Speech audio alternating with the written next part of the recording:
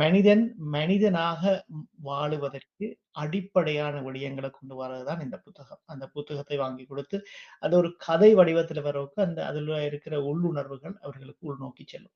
எனவே செய்வீர்கள் என்று நம்புகின்றேன்.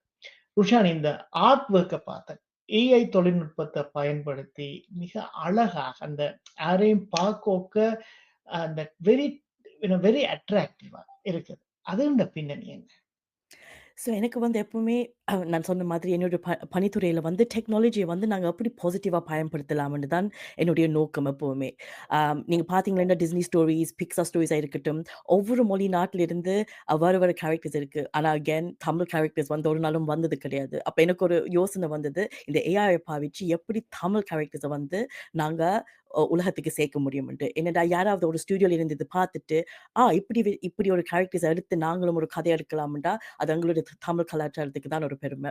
ஸோ அதுவும் ஒரு நோக்கம். இந்த புத்தகங்கள் மூலமாக டிஸ்னி அல்லது ஒரு அனிமேஷன் ஸ்டுடியோ மூலமாக இந்த தமிழ் கேரக்டர்ஸ வந்து ஒரு கதைக்குள்ள கொண்டு வரணும்ன்ட்டு.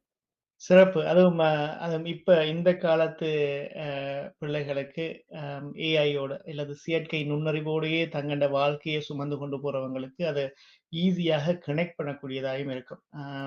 எஸ்பெஷலி அந்த அந்த கேரக்டர்ஸ் அந்த தலைமயிர்களா இருக்கட்டும், முகபாவனையா இருக்கட்டும், அதெல்லாம் சிறப்பா இருக்குது.